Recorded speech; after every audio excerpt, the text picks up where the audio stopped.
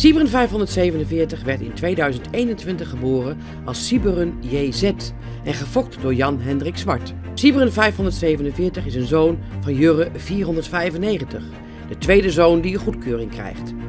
Zijn moeder is een stermerrie van Alke 468, zijn grootmoeder een model sport AA-merrie van Deutschen 420, afkomstig uit stam 50. Siberen 547 heeft een verwantschap van 17,4%, zijn stokmaat is 1,67 meter.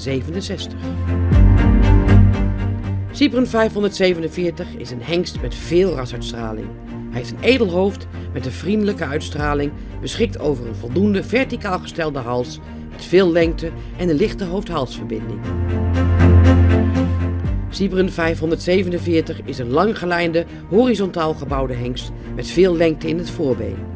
Hij heeft een lang, iets steile schouder, een gesloten en correcte bovenlijn met brede, goed aangesloten lendenen en een correct kruis qua ligging en lengte. Het beenwerk is iets grof, maar heeft voldoende kwaliteit en hardheid. Beide achterbenen hebben een kleine piephak. Siberen 547 beschikt over een correct gesteld achterbeen, maar is in het voorbeen iets nauw en iets onderstandig. De hengst heeft royaal ontwikkelde hoeven. Hij is iets toontredend in de bewegingsafloop van het voorbeen.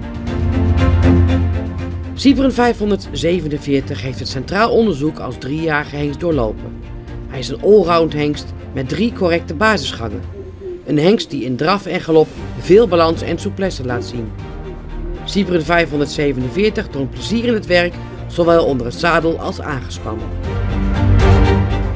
Siberen 547 heeft een goed karakter.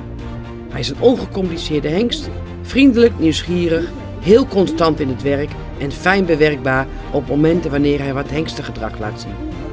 Siberen 547 beschikt van nature over veel balans en souplesse in draf en galop en heeft altijd plezier in het werk. De hengst kan goed schakelen met een actief achterbeengebruik en is een allround gebruikspaard met een zeer goede opwaarts gesprongen galop met veel balans. Siberen 547 staat goed aan de hulpen en is intelligent. Hij heeft genoeg voorwaartse drang.